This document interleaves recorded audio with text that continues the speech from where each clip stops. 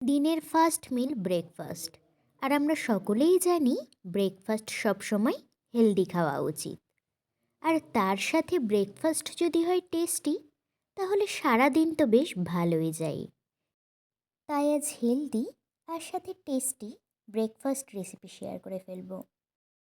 তাহলে চলুন আজ বানিয়ে ফেলা যাক চিকেন স্যান্ডউইচ। চিকেন স্যান্ডউইচ তৈরি করবার জন্য অবশ্যই লাগবে স্লাইস পাউরুটি, আর লাগবে বোনলেস চিকেন। বোনলেস চিকেনগুলো আমি সেদ্ধ না করে মিক্সিং জারের মধ্যে নিয়ে নেব, আর বোনলেস চিকেনগুলোকে কিমা করে নেব। চিকেনের টুকরোগুলো দেখুন বেশ সুন্দর কিমা হয়ে গেছে।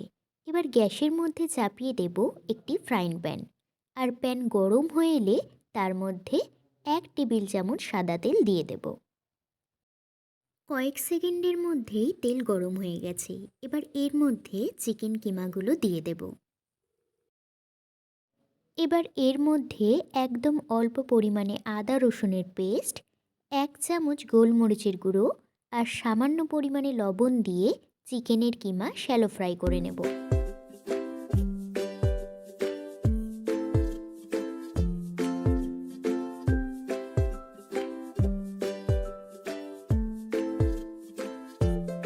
আর চিকেন সেদ্ধ হয়ে এলেই নামিয়ে নেব।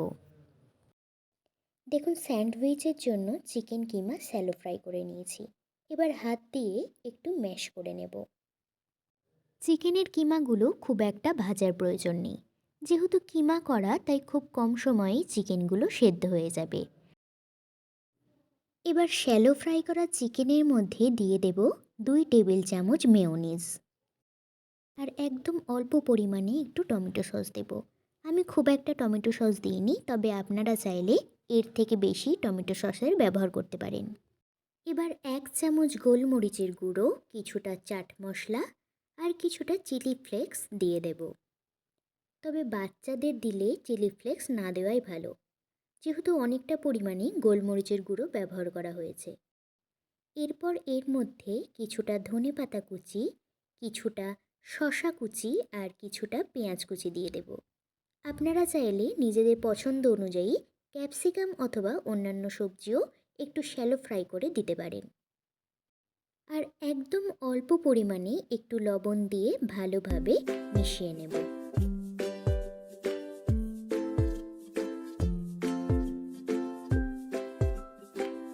এবার একটি স্লাইস পাউরুটি নিয়ে 1 থেকে 2 টেবিল চামচ মতো মিশ্রণ স্লাইস পাউরুটির এক পিঠে মাখিয়ে নেব, আর ওপর থেকে আরও একটি স্লাইস পাউরুটি ঢাকা দিয়ে দেব।